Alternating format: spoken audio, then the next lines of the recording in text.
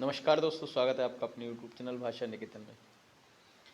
साथियों, हम बात करेंगे आज हिंदी भाषा एवं साहित्य का वस्तुनिष्ठ इतिहास, जो पुस्तक आपकी हमारी चल रही है सरस्वती पांडे एवं गोविंद पांडे की, उस पर हम चर्चा कर रहे हैं।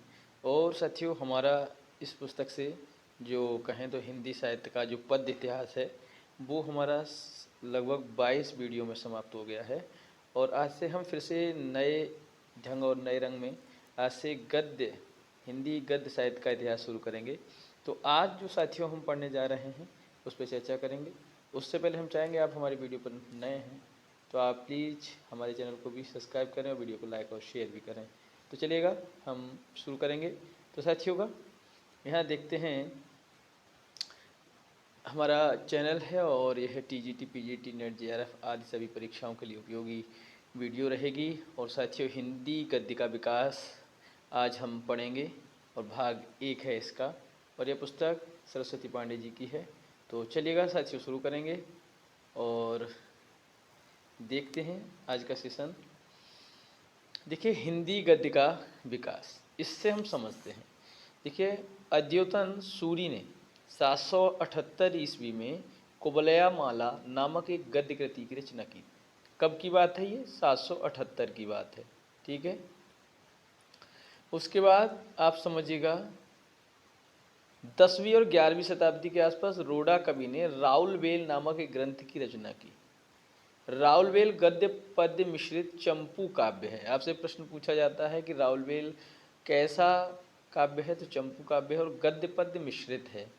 यही प्राचीनतम हिंदी कृति मानी जाती है, ठीक है। और सबसे पहले अगर 778 ईस्वी की बात करी जाएगी तो कुबलय माला, ठीक है, सूरी की है। ये किसकी है? अद्योतन सूरी। अब है राउलवेल एक शिलांकित कृति है। हिंदी साहित्य में नक्षिक वर्णन की श्रृंगार परंपरा का आरंभ राउलवेल से ही माना जाता है, ठीक है। राउलवेल में हिंदी की 7 बोलियों के शब्द मिलते हैं, जिनमें राजस्थानी प्रधान है। चलिएगा देखते हैं। उक्ति व्यक्ति प्रकरण हिंदी का प्रथम गद्य ग्रंथ है। अब आपसे पूछा जाएगा, राउलवेल की चर्चा कर दिए है ना, और कुबलयावल की चर्चा कर दिए, इसके बाद अब हम बात कर रहे हैं किसकी? अब हम बात साथियों कर रहे हैं आपके उक्ति व्यक्ति प्रकरण की। तो कुबलय माला और राउलवेल के बाद जब उक्ति व्यक्ति प्रकरण की आती है तो हिंदी का प्रथम गद्य ग्रंथ आपका कौन सा माना जाता है? यही, क्योंकि वो चंपू काव्य है और कहीं ना कहीं काव्य से संबंधित है। तो गद्य की बात उक्ति व्यक्ति प्रकरण से है। युक्ति व्यक्ति प्रकरण की रचना महाराज गोविंद चंद्र के सभा पंडित दामोदर शर्मा। तो उक्ति व्यक्ति प्रकरण किसकी है? दामोदर शर्मा की है, याद रखना है, ठीक है।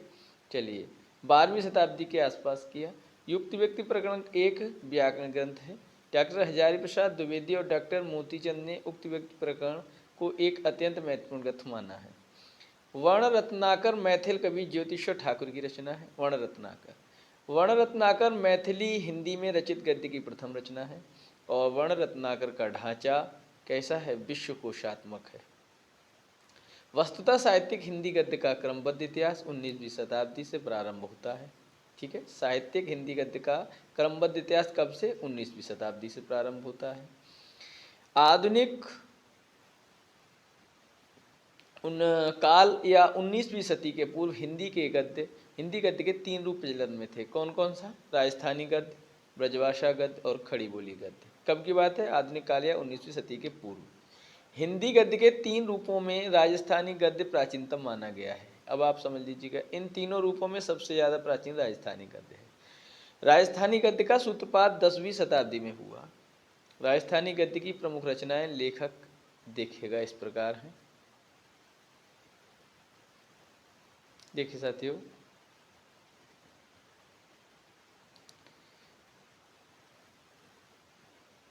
पहले आते हैं धनपाल कथा, 14वीं सदी की बात है। और तत्व विचार 14वीं सदी की बात है।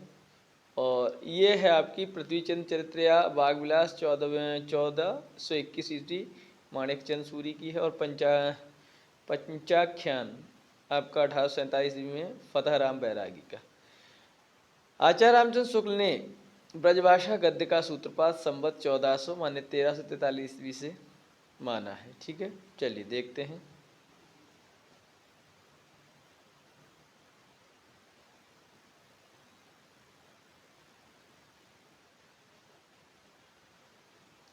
अब देखिएगा, आचार्य शुक्ल के अनुसार ब्रजभाषा गद्य का सर्वप्रथम प्रयोग गोरखपंथी योगियों ने संवत 1400 के आसपास किया है।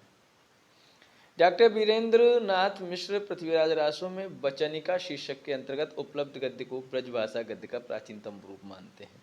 कौन? डॉक्टर वीरेंद्र नाथ मिश्र। और महाप्रभु वल्लभाचार्य के पुत्र विट्ठलनाथ की ब्रजभाषा गद्य की रचना श्रृंगार रसमंडन है। ठीक है, कब की? पुत्र विट्ठलनाथ के ब्रजभाषा गद्य की रचना कौन सी है? श्रृंगार रसमंडन। विट्ठलनाथ की अन्य रचना यमुनाष्टक, नवरत्न सटीक है। अब देखिए, बात करते हैं 84 वैष्णव की वार्ता। देखिए, 84 वैष्णवों की वार्ता तथा 252 वैष्णवों की वार्ता नामक ग्रंथ के रचनाकार विट्ठलनाथ के पुत्र गोसाई गोकुलनाथ जी माने जाते हैं। कौन है इनके? गोकुलनाथ जी। ठीक है, 84 और 252 वैष्णव की वार्ता की। इसमें वैष्णव भक्तों के आचार्यों की महिमा प्रकट करने वाली कथाएं लिखी गई हैं। इसका रचनाकाल विक्रम की 17वीं शताब्दी उत्तरार्ध माना जाता है। नावादास ने संवत 1660 के आसपास अष्टयाम नामक पुस्तक ब्रजभाषा में लिखी। इसमें भगवान राम की दिनचर्या का वर्णन है।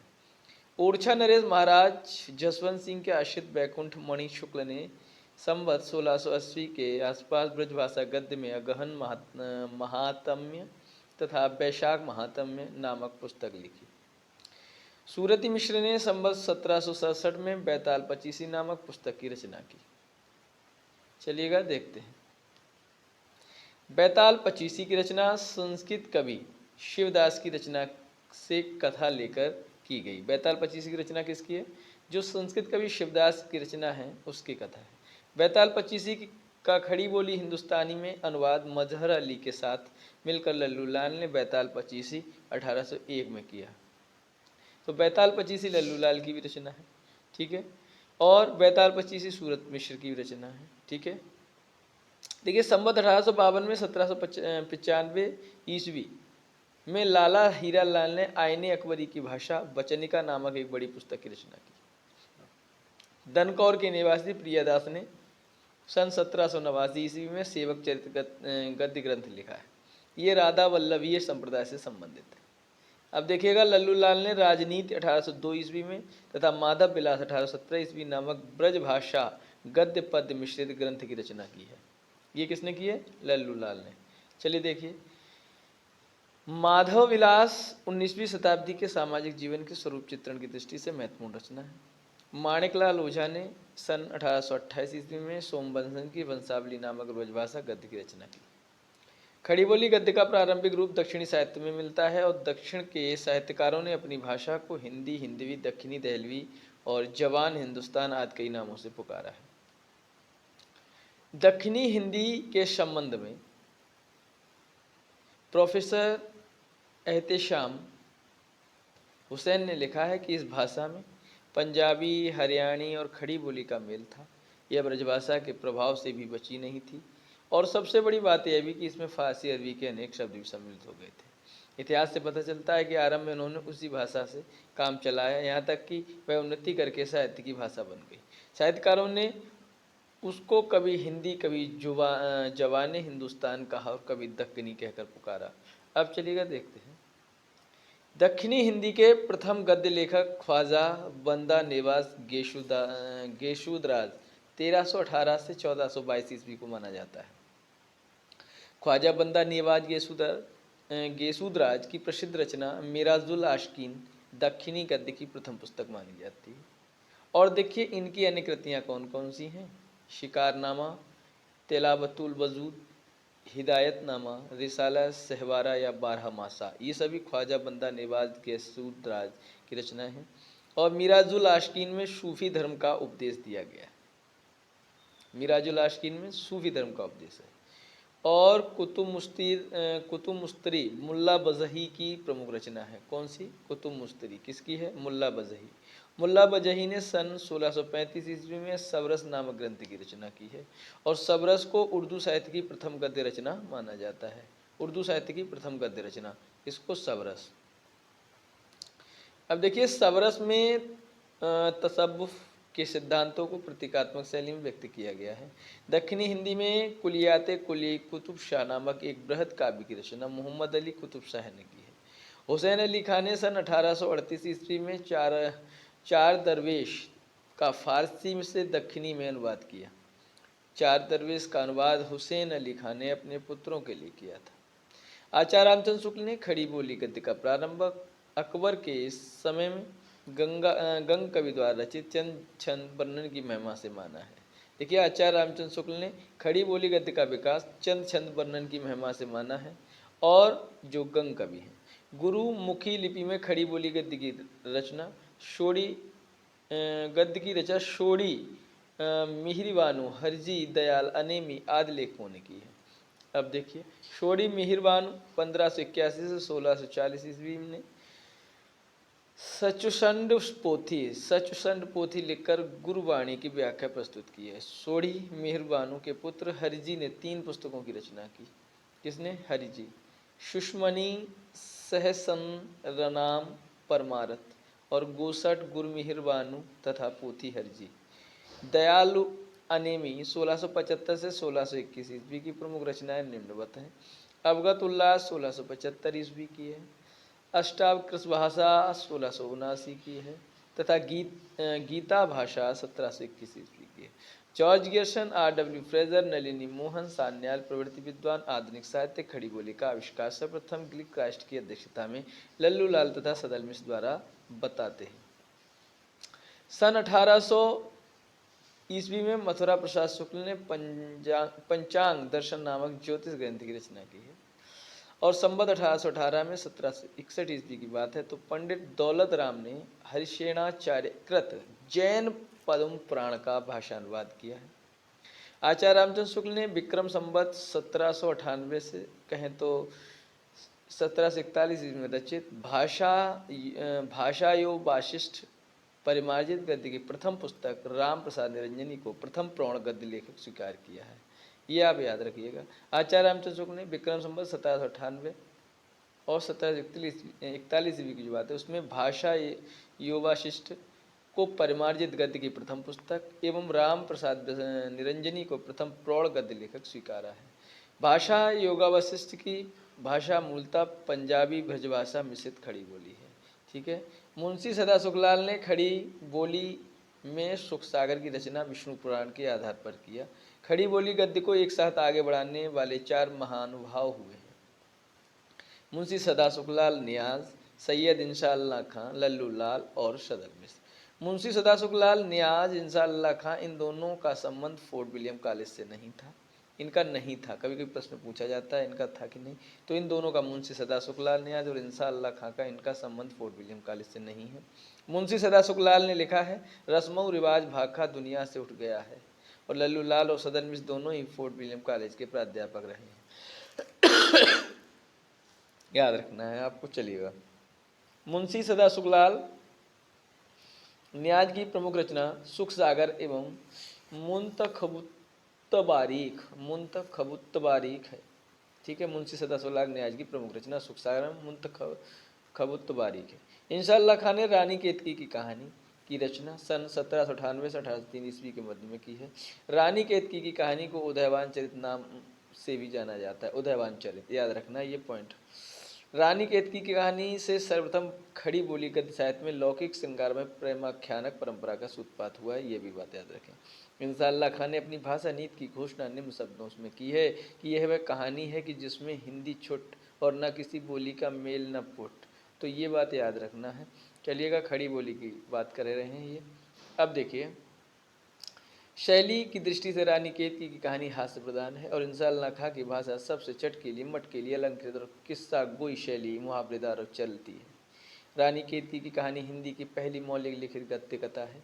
इंसान ने, देखिए याद रखना ये पॉइंट, इंसान ने अपनी भाषा को 3 प्रकार के शब्दों से मुक्त रखने की प्रतिज्ञा की है।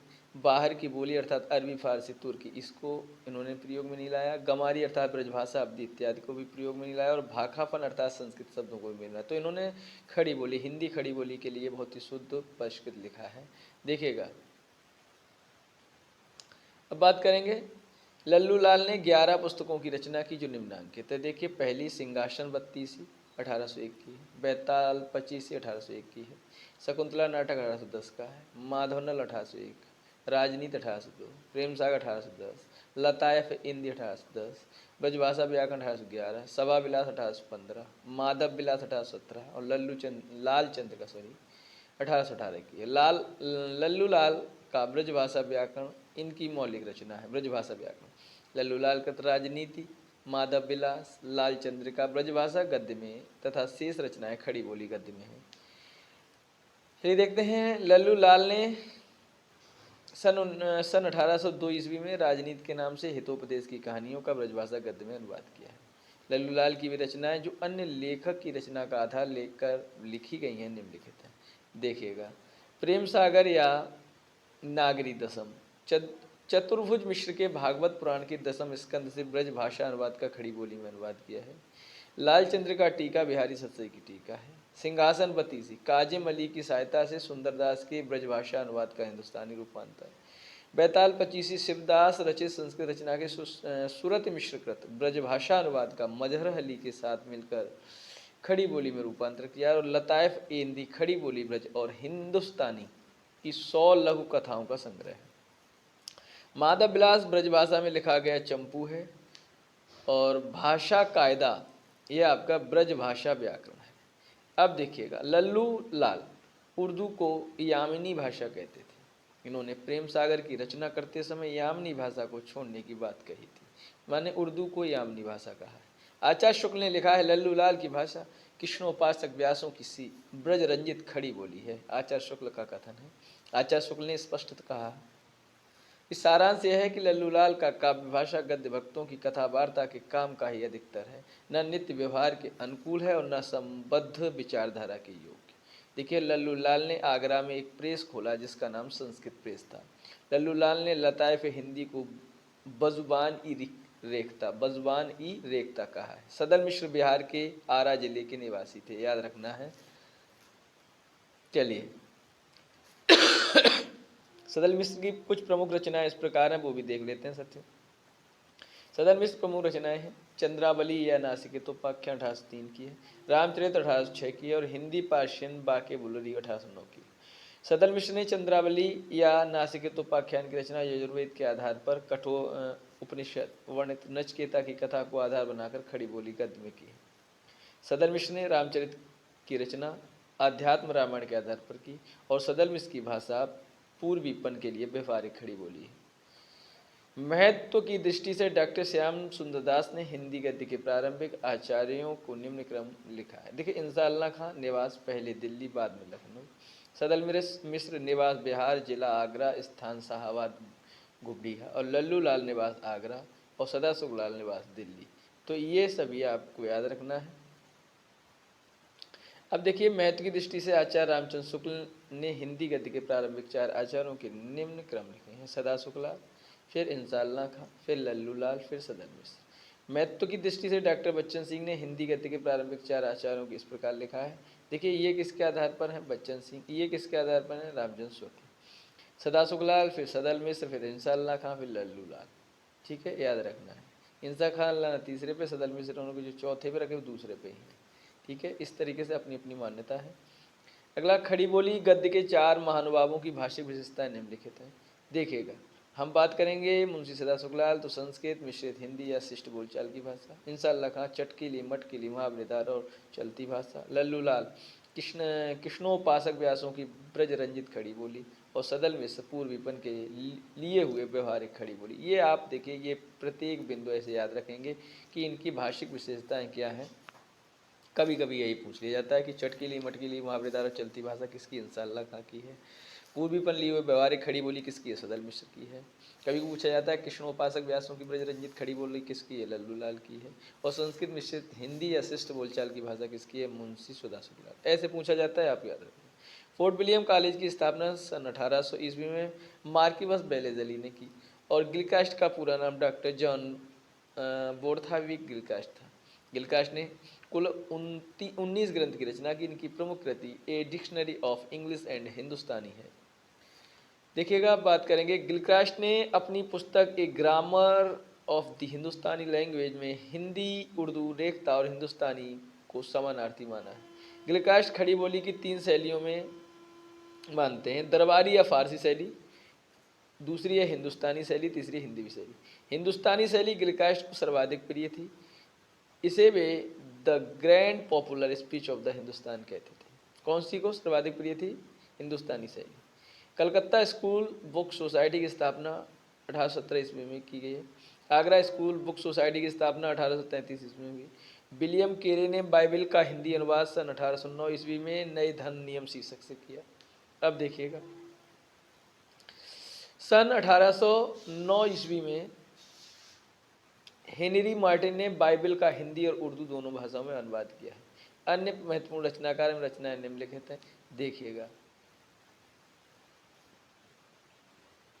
जेटी आमसन दाऊद के गीत 1836, जॉन मेयर ईश्वरोक्त शास्त्र धारा 1846, संत मत निरूपण, और J Sherman the proper names in the old and new testaments rendered into Urdu and Hindi 1850, फूलों का शर 1850, पॉल का चरित्र 1852, वेदांत विचार 1853, मार्शमैन प्राचीन इतिहास का अनुवाद 1839। अब देखिए, पंडित रतनलाल कथा सा 1839 का है। स्वामी दयानंद सरस्वती ने 1834 ईस्वी में सत्याप्रकाश की रचना खड़ी बोली हिंदी गद्य में की है।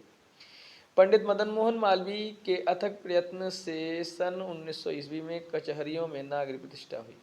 दयानंद के अनुयायी हिंदी को आर्य भाषा कहते थे और हिंदी भाषा की प्रथम पत्रिका उद्दंत मार्तंड का प्रकाशन 30 मई 1826 ईस्वी को कानपुर निवासी जुगल किशोर पंडित जुगल किशोर संपादकत्व में हुआ। अब देखिए, उद्दंत मार्तंड साप्ताहिक पत्रिका थी जो कलकत्ता से निकलती थी। अब देखेंगे, उद्दंत मार्तंड में खड़ी बोली का मध्य देशी भाषा के नाम से उल्लेख किया गया है। उद्दंत मार्तंड के प्रकाशन दिन को आधार मानकर 30 मई को राष्ट्रीय हिंदी पत्रकारिता दिवस मनाया जाता है। महत्वपूर्ण बिंदु है, कलकत्ता से सन 1854 में हिंदी का पहला दैनिक पत्र समाचार सुधावर्षण श्याम सुंदर सेन के संपादकत्व में निकला। प्रारंभिक समय के प्रमुख समाचार पत्र संपादक वर्ष प्रकार निम्नांकित है। चलिए देखते हैं, 1826 से 1867 तक की बात है। उद्दंत मार्तंड जुगल किशोर मिश्रा जी का है, 1826 का है, साप्ताहिक है और कलकत्ता से निकला। बंगदूत राजा राम मोहन राय 1829 का है, साप्ताहिक है, कलकत्ता से निकला। प्रजा मित्र आप बताइएगा किसका है, तो 1834 का है, साप्ताहिक, कलकत्ता से निकला। बनारस अखबार राजा शिव प्रसाद सिंह 1845 का है, साप्ताहिक, काशी से निकला है। मार्तंड मोहम्मद नासिरुद्दीन 1846 का है, साप्ताहिक, कलकत्ता से निकला। मालवा अखबार प्रेम नारायण 1849 का है, साप्ताहिक है और मालवा से है। और सुधाकर बाबू तारा मोहन मित्र 1850 का है, साप्ताहिक, काशी से निकला है।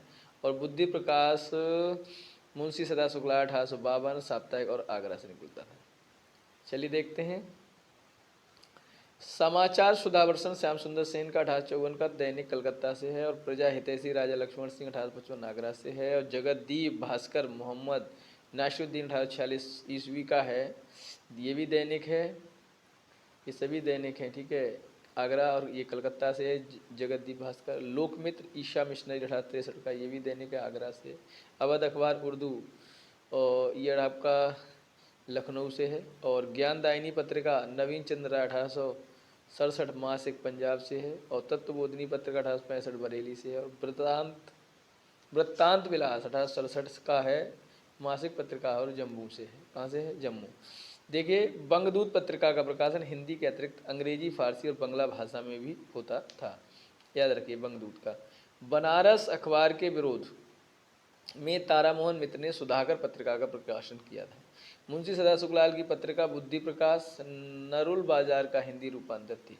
पंडित बंशीधर ने आगरा से हिंदी उर्दू का एक पत्र निकाला था जिसके हिंदी कालम का नाम भारत खंडामृत तथा उर्दू कालम का नाम आबी हयात था। गारसा दत्त तासी एक फ्रांसीसी विद्वान थे जो पेरिस में हिंदुस्तानी या उर्दू के अध्यापक थे। तासी ने सन 1836 ईस्वी में हिंदुस्तानी साहित्य का इतिहास पुस्तक की रचना की।